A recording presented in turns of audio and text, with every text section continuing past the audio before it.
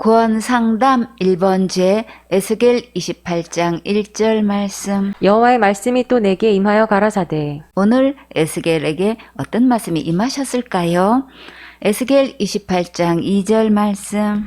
인자야, 너는 두로 왕에게 이르기를, 주 여호와의 말씀에 내 마음이 교만하여 말하기를, 나는 신이라 내가 하나님의 자리 곧 바다 중심에 앉았다 하도다.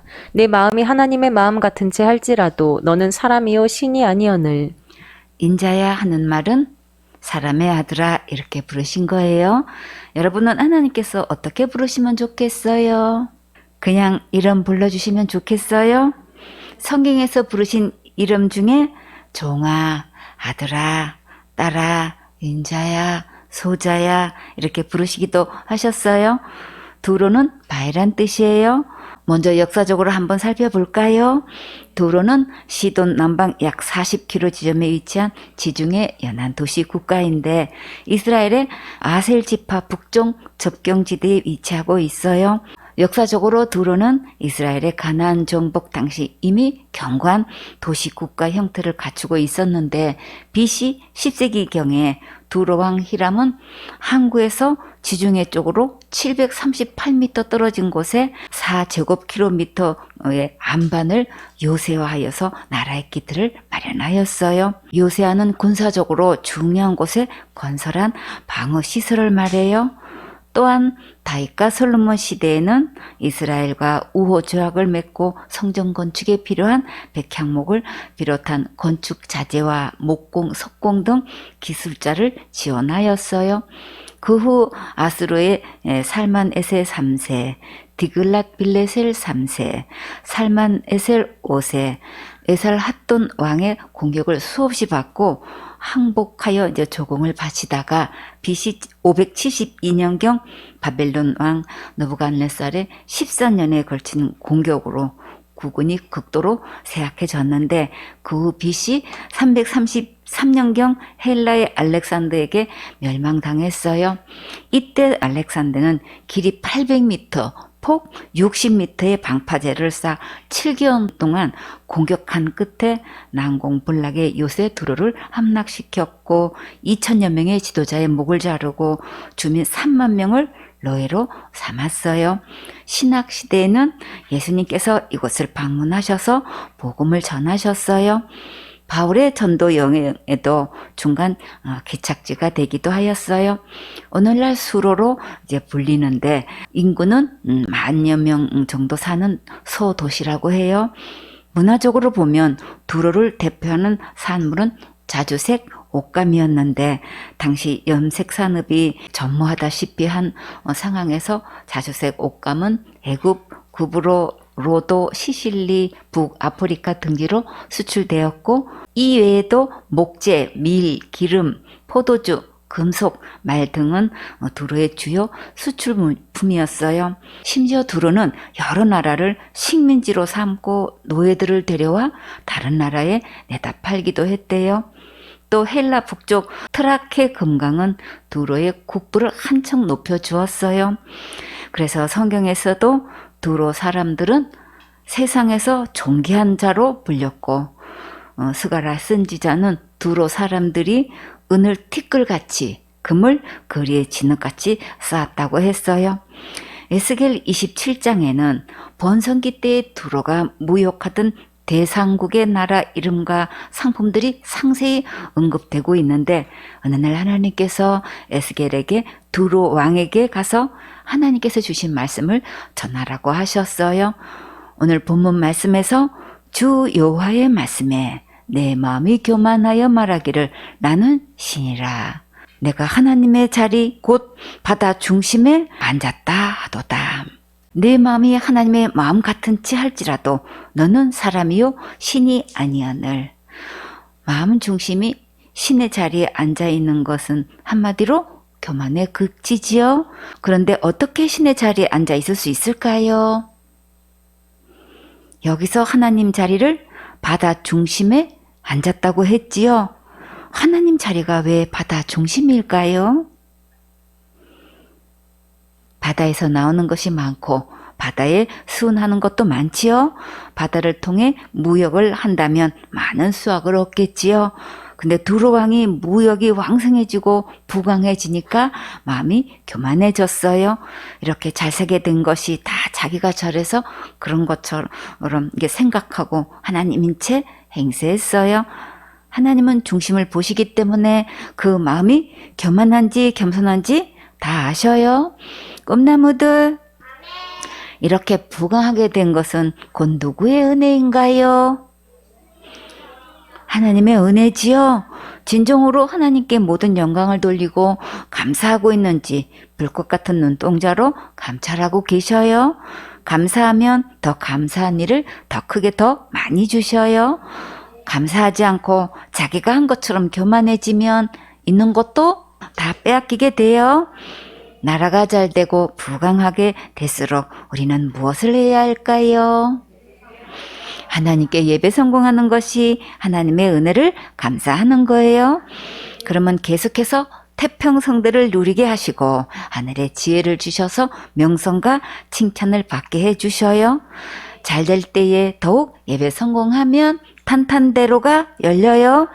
만약에 잘 될 때에 감사하지 않고 하나님께 예배 드리지 않으면 어떻게 될까요? 다 가져가셔요.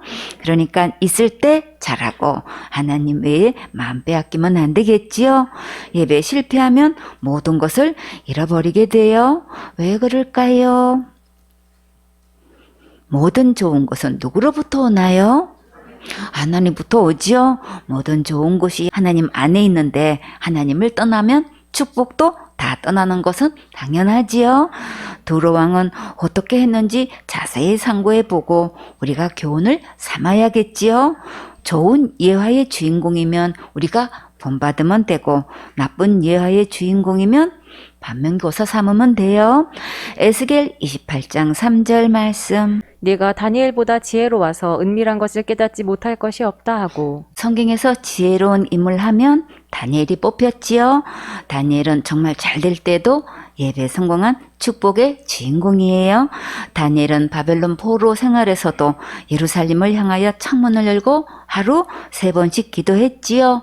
바벨론 신 외에 다른 신에게 절하면 사자굴에 들어가는 것을 알고도 여전히 하나님께 기도했어요. 그런데 하나님께서 다니엘을 사자굴에서도 살아나도록 특별한 능력으로 지켜주셨어요. 왕조가 4번 바뀌었는데도 계속 총리 자리에서 일하게 해주셨고 명성과 칭찬도 받게 해주셨어요. 여러분도 다니엘처럼 예배 성공해서 큰 지혜와 명성과 칭찬을 받는 멋진 축복의 주인공 되세요. 에스겔 28장 4절 말씀. 내 지혜와 총명으로 재물을 얻었으며 금, 은을 곳간에 저축하였으며. 두로왕은 누구 지혜로 재물을 얻었다고 했나요? 자기 지혜와 총명으로 재물을 얻었고 금, 은을 저축까지 했다고 했지요. 정말일까? 두로왕은 얼마나 재물과 은금을 저축해두고 이렇게 큰 소리 칠까요? 아마도 어마어마하게 저축했겠지요. 에스겔 28장 5절 말씀. 내 큰 지혜와 장사함으로 재물을 더하고 그 재물로 인하여 내 마음이 교만하였도다. 또 큰 지혜로 장사를 해서 더 많은 재물을 모았어요.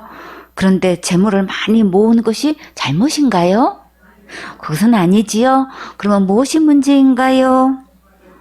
마음이 교만한 것이 문제지요. 교만은 잘난 척하고 뽐내며 건방진 것을 말해요. 건방진 것은 잘난 체하거나 남을 낮춰보듯이 행동하는 것인데 그러면 정말 기분 나쁘지요. 이렇게 재물 많으면 목이 뻣뻣하게 깁스가 돼가지고 좀처럼 고개가 숙여지지 않지요. 꿈나무들, 벼는 익을수록 어떻게 하나요? 익을수록 고개를 숙이지요. 재물이 많아도 겸손하게 예배 성공하고 말씀을 사모하며 조용히 섬기는 모습을 보면 정말 아름답지요. 그에게 예물을 심어도 이래라 저래라 나서지도 않고 잠잠히 순종하면 정말 너무나 존경스러워요. 여러분도 겸손한 이런 멋진 거부가 되세요. 그리고 전 세계적으로 이 복음이 확산되도록 귀하게 쓰임받는 믿음의 큰 그릇 되세요. 에스겔 28장 6절 말씀. 그러므로 나 주 여호와가 말하노라. 내 마음이 하나님의 마음 같은 채 하였으니 마음이 교만하여 사람 앞에서 잘난 체하고 업신여기는 것으로 끝나지 않고 결국 마음에 자기가 하나님이라도 된 줄 알고 우쭐거리고 있으면 하나님께서 가만히 계실까요? 에스겔 28장 7절 말씀. 그런즉 내가 외인 곧 열국의 강포한 자를 거느리고 와서 너를 치리니 그들이 칼을 빼어 내 지혜의 아름다운 것을 치며 내 영화를 더럽히며 하나님께서 몹시 우악스럽고 사나운 나라들을 이끌고 오셔서 하나님인 채 하는 두루 왕을 치신대요. 그러면 과연 나만 하는 것들이 있을까요? 없지요. 자기가 했다고 자랑했던 모든 아름다운 것들을 다 치시고 하나님인 채 했던 모든 영화를 다 더럽게 하시고 다 물거품이 되게 하셨어요. 하나님 없이 한 모든 것은 결국 이렇게 되지요. 여러분은 이렇게 되고 싶으세요? 절대 아니지요. 두루 왕을 통해서 우리는 반면교사 삼으면 돼요. 에스겔 28장 8절 말씀. 또 너를 구덩이에 빠뜨려서 너로 바다 가운데서 살육을 당한 자의 죽음같이 바다 중심에서 죽게 할지라. 하나님 외의 것에 마음이 빼앗겨서 물질 따라가다가 하나님인 채 군림하더니 이렇게 죽게 되었어요. 그것도 하나님 자리 곧 바다 중심에서 죽게 한다고 하셨지요. 그러면 지금까지 한 모든 것이 자기 무덤 파는 결과가 되었지요. 하나님께 영광 돌리고 예배드려야 하는 그 자리에 다른 것을 갖다 놓으면 결국 죽는 일밖에 없어요. 하나님과 재물을 겸하여 섬길 수 없다고 하셨지요. 하나님 외의 것에 마음을 빼앗기면 다 우상 숭배가 되는 거예요. 마태복음 6장 24절에 한 사람이 두 주인을 섬기지 못할 것이니 혹 이를 미워하며 저를 사랑하거나 혹 이를 중히 여기며 저를 경히 여김이라. 너희가 하나님과 재물을 겸하여 섬기지 못하느니라. 세상 사람들이 볼 때는 단지 돈 버는 것 같지만 하나님 관점에서 보면 다른 주인을 섬기는 것이 될 수 있어요. 우리가 열심히 일해서 살아가는 것은 지극히 당연한 일이지만 하나님께 예배 드릴 수 있음에도 불구하고 마음을 세상 것에 빼앗겨서 안 드린 것과는 전혀 다르지요. 그래서 두 주인이 있는데 나는 누구를 주인으로 섬길 것인가를 항상 선택해야 하고 또 다른 표현으로 나는 누구를 예배할 것인가의 선택 여부에 따라 운명이 좌우되는 거예요. 하나님 외의 세상 것은 우리의 마음을 미혹하기 때문에 공부로 가장하고 돈 버는 것으로 가장하고 친구로 가장하고 부모님으로 가장하고 자식으로 가장해서 예배 받으려고 해요. 성서적 가치관이 확실해야 영적인 분별력을 가지고 옳은 길, 진리의 길, 왕도로 갈 수 있어요. 그래서 오늘도 주인 전쟁, 예배 전쟁이에요. 세상 것을 선택하면 이렇게 두로왕처럼 엄청난 부귀영화를 다 누리는 것 같았는데 결국 다 잃었고 하나님을 선택하면 영원한 축복으로 영원한 상급으로 영원한 행복으로 인도해 주셔요. 에스겔 28장 9절 말씀. 너를 살육하는 자 앞에서 내가 그래도 말하기를 내가 하나님이라 하겠느냐. 너를 치는 자의 수중에서 사람뿐이요 신이 아니라. 칼부림 당할 때에 그래도 자기가 하나님이라고 담대하게 말할 수 있는 자가 있을까요? 없지요. 하나님의 진노 앞에서 설 자는 아무도 없어요. 출애굽기 15장 7절에 주께서 주의 큰 위엄으로 주를 거스리는 자를 엎으시나이다. 주께서 진노를 바라시니 그 진노가 그들을 초계같이 사르니이다. 하나님은 하나님답게 기다리시고 참으시지만 한번 진노하시면 한순간에 다 태워버리실 수 있으셔요. 그래서 하나님의 실력을 맛본 사람은 좋게 말씀하실 때 즉시 순종해서 더 큰 상급을 받지만 고집 부리면 매맞고 다 잃어버리니까 우리는 예쁘게 순종해서 칭찬도 받고 명성도 받아야겠지요. 에스겔 28장 10절 말씀. 내가 외인의 손에서 죽기를 할례받지 않은 자의 죽음같이 하리니 내가 말하였음이니라. 나 주 여호와의 말이니라 하셨다 하라. 결국 두로 왕은 다른 나라 사람들의 손에 수치스러운 죽음을 당할 것이고 다 잃게 된다고 하셨어요. 하나님께서 말씀하신 것은 하나님께서 반드시 그대로 시행하셔요. 이 말씀들은 하나님의 말씀으로 아멘하고 들을 수 있는 자는 착한 마음밭이고 복된 마음밭이에요. 우리는 죽음 앞에서 이길 자 아무도 없지요. 하나님 자리에 올라 하나님 행세하다가 나만 날 자도 아무도 없어요. 그러니까 우리는 항상 하나님을 첫 자리에 모시고 우선순위 바로 하고 예배 성공하면 하나님께서 가장 좋은 것으로 풍성하게 채워주시고 행복하고 즐겁고 보람되게 살 수 있게 해주셔요. 에스겔 28장 11절 말씀. 여호와의 말씀이 또 내게 임하여 가라사대 주님의 말씀의 권능이 내게도 계속 임하게 해 주세요. 아멘. 가장 사모하는 기도 제목이에요. 오늘 에스겔에게 하나님의 말씀이 임하셨어요. 우리도 이 말씀에 아멘 하면 내 것이 될 수 있어요. 에스겔 28장 12절 말씀. 인자야 두로 왕을 위하여 애가를 지어 그에게 이르기를 주 여호와의 말씀에 너는 완전한 인이었고 지혜가 충족하며 온전히 아름다웠도다. 이 두로 왕에게 지혜를 넘치도록 주셨고 완벽할 정도로 모든 것을 갖춘 아름다움을 주셨어요. 여러분에게 이런 지혜와 아름다움을 주시면 어떻게 할 거예요?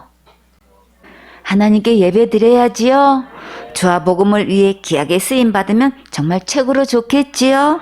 하나님께 무엇을 달라고 하고 이루어 달라고 기도하면 주님께서 가끔 물어보셔요. 이것 주면 뭐 하려고? 그러면 어떻게 대답할까요? 예배드리지요. 자, 여러분도 이 질문에 이렇게 대답하세요. 건강하게 해주시면 뭐 하려고?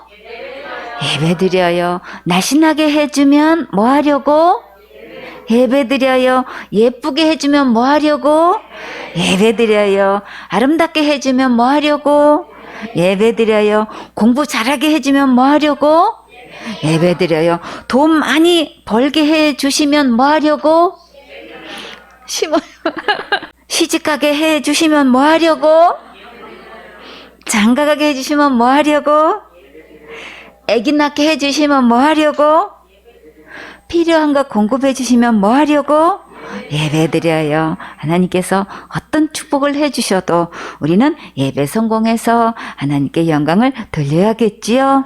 생손의 식구들은 어떤 경우에도 예배 성공해서 크게 축복받는 멋진 주인공 되세요.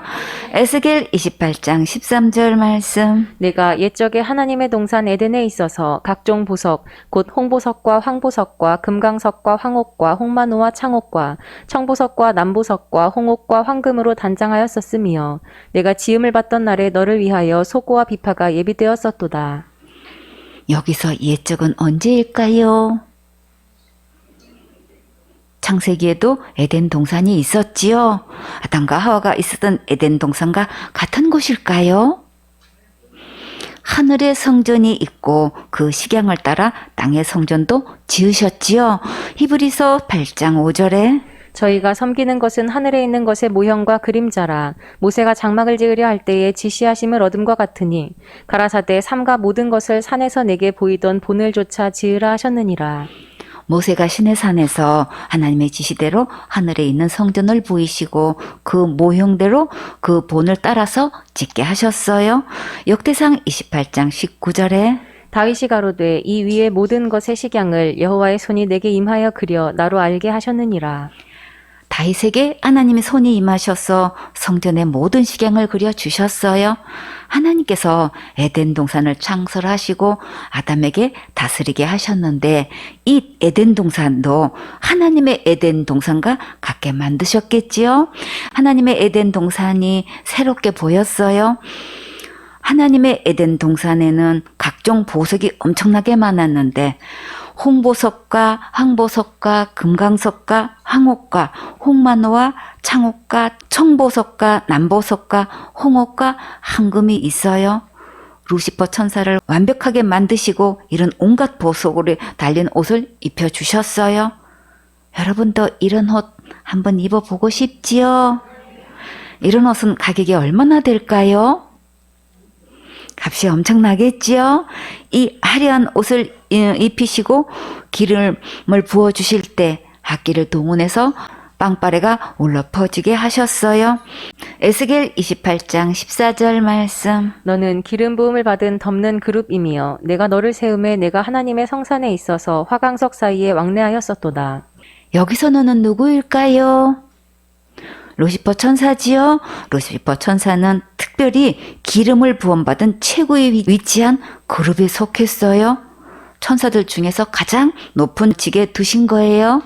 하나님께서 루시퍼를 세우셔서 거룩한 산에서 화강석 사이에 왕래하게 하셨는데 이 화강석은 돌의 일종으로 불의 돌, 불타는 돌을 말해요. 원래는 번갯불처럼 빛나는 보석을 뜻하는데 특별히 하나님의 임재를 암시하는 번개와 천둥 혹은 하나님의 보호의 상징인 불기둥으로 보기도 해요. 그러나 사람과 관련하여 사용될 경우 막강한 부와 권력을 상징하기도 했어요. 루시퍼 천사를 막강한 위치에 두시고 하나님을 측근에서 특별히 섬기게 하신 것을 볼 수 있겠지요. 에스겔 28장 15절 말씀. 내가 지음을 받던 날로부터 내 모든 길에 완전하더니 마침내 불의가 드러났도다. 루시퍼는 하나님으로부터 지음을 받은 피조물이 분명하지요. 하나님께서 모든 일에 모자람도 없고 흠도 없고 모든 길에 완전하게 지으셨고 모든 지혜와 온갖 능력을 가지고 가장 최고의 높은 위치에서 맡은 일을 섬기게 하셨는데 그만 선을 넘고 말았어요. 시작도 중요하지만 끝도 좋아야지요. 그래서 요정의 미란 말이 있어요. 끝까지 맡은 일에 충성을 다하면 정말 아름답겠지요.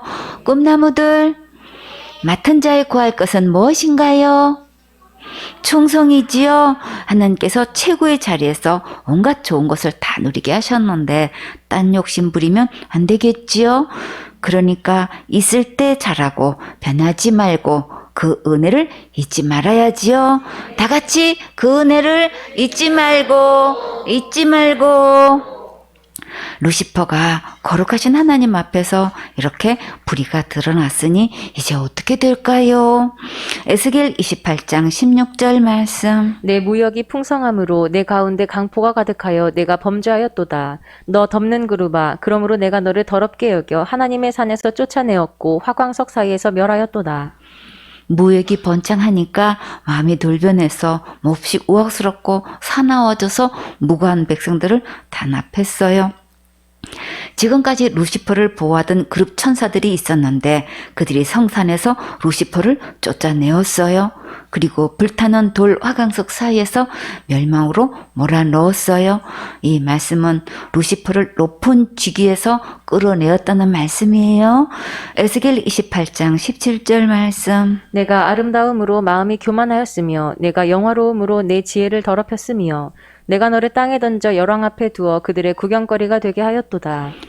루시퍼는 자기 아름다움에 취해서 교만해졌고 허영심에 빠져서 귀중한 지혜를 내버렸고 재물 때문에 교만해져서 하나님께서 루시퍼를 땅에 내쳐서 모든 왕들에게 조롱거리가 되게 하셨어요. 재물이 많아도 교만하게 되고 아름다워도 교만해지니까 그렇게 영화롭고 탁월하고 뛰어난 그 놀라운 지혜가 이제는 다 더럽혀졌어요. 하나님께서 땅에 던지셔서 모든 나라의 왕들 앞에 구경거리가 되었고 천하를 한 손에 쥐고 호령하며 하나님 인체 행세하다가 결국 말로가 이렇게 비참하게 되었어요. 교만하고 사명 이탈하면 모든 것을 잃어버리고 빼앗기게 돼요. 잠언 16장 18절에 교만은 패망의 선봉이요 거만한 마음은 넘어짐의 앞잡이니라. 교만하면 제일 먼저 망하고 거만하면 제일 먼저 넘어져요. 잠언 18장 12절에 사람의 마음의 교만은 멸망의 선봉이요 겸손은 존귀의 앞잡이니라.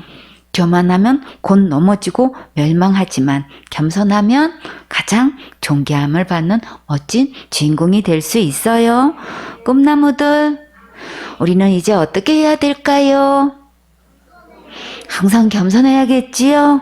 에스겔 28장 18절 말씀. 내가 죄악이 많고 무역이 불의함으로 내 모든 성소를 더럽혔으며 내가 네 가운데서 불을 내어 너를 사르게 하고 너를 목도하는 모든 자 앞에서 너로 땅 위에 죄가 되게 하였도다. 온갖 탄압과 폭력을 다 써가며 무역을 성공시키고 그렇게 많이 번 돈으로 모든 성읍을 더럽혔을 때 하나님께서 이 도성 가운데서 불을 내어 주동자인 이 도성을 모조리 태우셨어요. 한때 유명했던 도성이었는데 이제는 지나가며 구경하는 사람들이 쓰레기 더미와 잿더미만 보게 되었어요. 하나님께서 한번 진노하시면 정말 아무도 막을 자 없지요. 하나님께 예배드리지 않고 섬기지 않는 모든 일은 결국 이렇게 되는 것을 볼 수 있어요. 교만하다가 가장 아름답고 높은 위치에서 쫓겨난 마귀는 이제 세세토록 지옥 형벌을 받게 되었어요. 에스겔 28장 19절 말씀. 만민 중에 너를 아는 자가 너로 인하여 다 놀랄 것이며 내가 경계거리가 되고 내가 영원히 다시 잊지 못하리로다 하셨다 하라. 사방 모든 민족들이 완전하게 망해버린 모습을 보고 말이 나오지 않을 만큼 놀랄 것이고 이제 마귀는 모든 사람에게 나쁜 예화의 주인공이 되었고 모든 부귀영화를 잃어버리게 되었어요. 여러분은 이런 교만한 마귀를 주인 삼고 따를 거예요? 아니지요. 오직 하나님께 예배드리고 주와 복음을 위해 아름답고 귀하게 쓰임 받아야지요.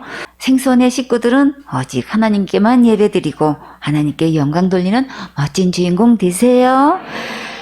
사사기 2장 11절 말씀. 이스라엘 자손이 여호와의 목전에 악을 행하여 바알들을 섬기며 우리가 누구 앞에서 범죄한다고 하셨나요? 하나님 목전에 악을 행한다고 하셨지요. 남들이 모르게 엄밀한 죄를 짓는 것도 성경에서는 하나님의 눈 앞에서 악을 행했다고 하셨어요. 다시 말해서 우리가 짓는 모든 죄는 다 하나님 앞에서 하나님께 짓는 거예요. 우리는 사람끼리의 관계만 생각하지만 하나님은 모든 죄를 하나님께 지은 것으로 계산하셔요. 이스라엘 백성들이 하나님 목전에 어떤 악을 행했었나요? 바알들을 섬겼다고 했지요. 그런데 바알이 뭘까요? 바알은 원래 주인이란 뜻이에요. 바알의 실제 이름은 하다드였어요. 바알은 하인이 주인을 부를 때 쓰는 호칭이었는데 이것을 우상에게 붙여서 주인이라고 부르게 했어요. 그래서 그 뒤로부터 그의 대부분이 바알이라고 부르게 된 거예요. 사단은 이렇게 하나님의 좋은 것을 다 도용해서 주인 행세, 하나님 행세, 예수님 행세, 그리스도 행세, 성령님 행세를 해왔어요. 바알은 풍요의 신이라고 자처하면서 바알을 섬기면 모든 것이 잘 되고 토지, 수확, 가축이 더욱 풍요로워진다고 믿게 했는데 이스라엘 백성들이 많이 이 유혹에 넘어갔었어요. 꿈나무들, 진짜 풍요롭게 복을 주시는 분은 누구실까요? 하나님이시지요. 근데 마귀는 이렇게 백성들을 속여서 우상을 경배하게 했어요.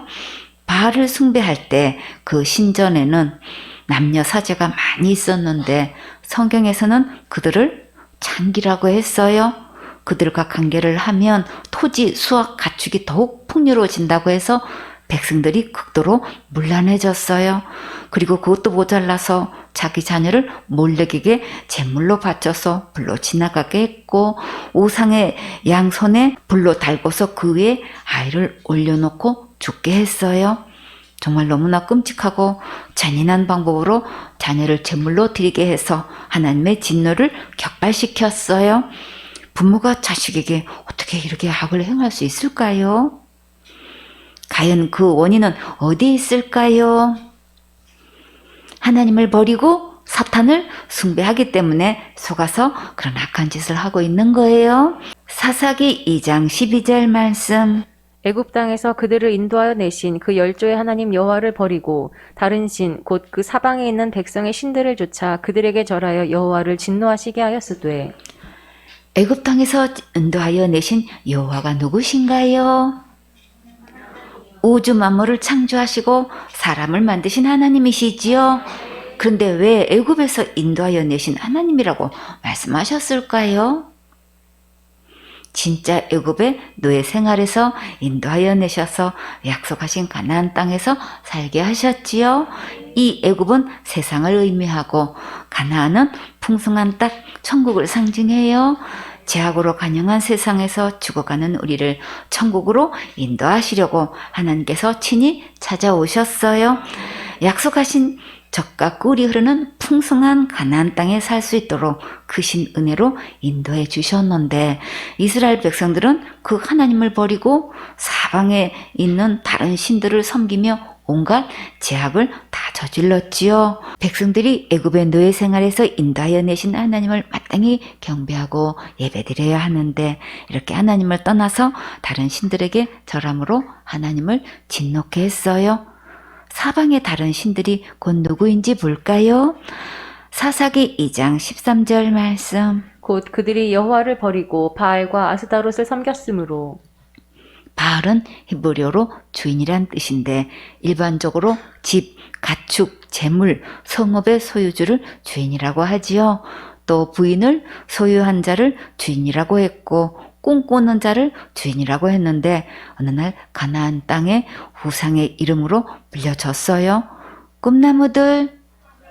그러나 진짜 백성들의 주인은 누구신가요? 하나님께서 진정한 주인이시지요. 모든 소유주도 우주 만물을 창조하신 하나님이시고 모든 성읍의 주인도 하나님이시지요. 아무리 큰 부자라도 죽을 때는 땅도 가져가지 못하고 모든 소유도 가족도 다 두고 가야지요. 살아있을 동안에 잠시 맡아서 관리할 뿐이에요. 진정한 주인은 여호와 하나님이세요. 아스다롯은 가나안의 사랑과 쾌락 또는 풍요의 여신으로 아침의 별, 비너스, 별의 신, 바알의 아내, 하늘의 여신, 하늘항으로 불려졌어요. 아스다롯을 숭배하는 의식에는 의례 신전의 여사제들이 참여하여 남잡한 음란 행위가 있었는데 이들을 성에서 창기라고 해요. 이스라엘 백성들이 이 신전에 자기 딸을 사제가 되게 하여 봉사하게 했기 때문에 성경에서는 너희 딸을 창기가 되지 말게 하라고 신신당부하셨어요. 호세아 4장 14절에 너희 딸들이 행음하며 너희 며느리들이 간음하여도 내가 벌하지 아니하리니 이는 남자들도 창기와 함께 나가며 음부와 함께 희생을 드림이니라. 깨닫지 못하는 백성은 패망하리라. 여신 중에는 아세라도 있는데 이 아세라는 바알의 아내가 아니라 어머니로 여기고 있어요. 이스라엘 왕들이 아세라를 숭배하다가 하나님께 크게 징벌을 받았는데 아세라 숭배를 뿌리 뽑는 일에 직접 발벗고 나섰던 왕이 혹시 누구인지 기억나세요? 요시야 왕이었죠. 열왕기하 23장 4절에 왕이 대제사장 hil기야와 모든 버금 제사장들과 문을 지킨 자들에게 명하여 바알과 아세라와 하늘의 1월 성신을 위하여 만든 모든 기명을 여호와의 전에서 내어다가 예루살렘 바깥 기드론 밭에서 불사르고 그 죄를 베델로 가져가게 하고. 왕이 이렇게 명령하면 그대로 순종하는 제사장들이 있어야지요. 하나님의 일에 함께 헌신하면 하나님께서 반드시 축복해 주셔요. 어떻게 하나님의 성전에서 이렇게 우상을 섬길 수 있었을까요? 정말 말도 안 되는 사건이 벌어졌지요. 그런데 지금 교회에서 하나님의 성전이라고 교회 간판을 걸어놓고 우상 섬기는 곳이 너무나 많아요. 예수님을 믿고 천국 가는 것은 전혀 관심이 없고 축복받는 데만 초점을 두고 목회라고 하고 있지요. 이름만 다를 뿐이에요.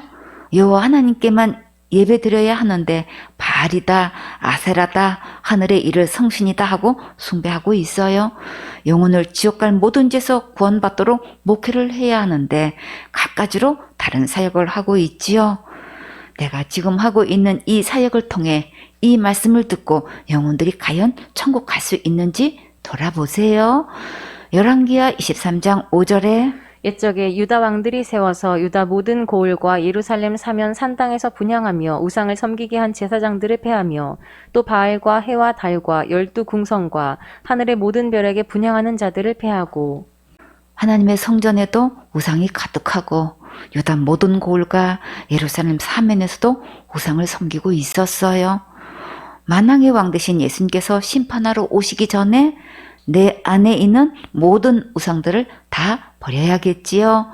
열왕기하 23장 6절에 또 여호와의 전에서 아세라상을 내어 예루살렘 바깥 기드론 시내로 가져다가 거기서 불사르고 빻아서 가루를 만들어 그 가루를 평민의 묘지에 뿌리고 우상을 가루로 만들어 높은 분들의 묘지가 아니고 평민의 묘지에 뿌렸지요. 이것은 우상을 섬기는 것은 아무것도 아니라는 것을 보여주시는 거예요. 자기 안에 있는 우상을 하나님께서 이렇게 불사르고 빻아서 가루로 만드시기 전에 스스로 빨리 버리고 하나님께로 속히 돌아오세요. 열왕기하 23장 7절에 또 여호와의 전 가운데 미동의 집을 헐었으니 그곳은 여인이 아세라를 위하여 휘장을 짜는 처소이었더라. 어떻게 버젓이 하나님 전 가운데 이렇게 미동의 집이 있었을까요? 미동은 히브리어로 카데시인데 원래 거룩한 자라는 뜻이에요. 그러나 본래 의미와 달리 음란한 제사를 주관하는 자들에게 붙여졌어요. 정말 너무나 끔찍하지요? 근데 요시야 왕이 이렇게 우상을 다 속 시원하게 없애버리니까 정말 너무나 통쾌하고 상쾌하고 유쾌하지요? 요시야 왕이 이렇게 결단하고 하나님 말씀대로 순종할 수 있었던 것은 누구의 영향을 받아서였을까요? 예레미야 선지자가 있던 시대에 요시야가 왕이 되었어요. 영적 지도자가 누구인가에 따라 이렇게 한 시대에 큰 영향을 미치게 돼요. 이 시대가 요청하는 하나님의 진정한 사역자는 기록된 성경 말씀대로 예수님의 십자가의 은혜의 복음을 믿고 말씀대로 전하는 자예요. 열왕기하 23장 21절에 왕이 뭇 백성에게 명하여 가로되 이 언약책에 기록된 대로 너희의 하나님 여호와를 위하여 유월절을 지키라 하매 하나님께서 가장 관심이 있으신 것은 내 안에 유월절이 이루어지는 거예요. 요시야 왕은 기록된 성경 말씀대로 하나님을 위하여 유월절을 지키게 했어요. 지금으로 말하면 모든 백성들이 다 예수님의 십자가의 복음을 듣고 구원받도록 한 거예요. 정말 대단히 역사적인 순간이지요. 이런 영적 지도자와 하나님의 말씀에 순종하는 왕이 있다는 것은 백성들에게는 정말 큰 축복이지요. 열왕기하 23장 22절에 사사가 이스라엘을 다스리던 시대부터 이스라엘 열왕의 시대에든지 유다 열왕의 시대에든지 이렇게 유월절을 지킨 일이 없었더니 하나님께서 가장 관심이 있으신 것은 내 안에 유월절이 이루어지는 거예요. 지옥 갈래 모든 자가 유월절 어린 양 예수님께로 다 넘어간 날이 곧 유월절이에요. 열왕기하 23장 23절에 요시야 왕 18년에 예루살렘에서 여호와 앞에 이 유월절을 지켰더라.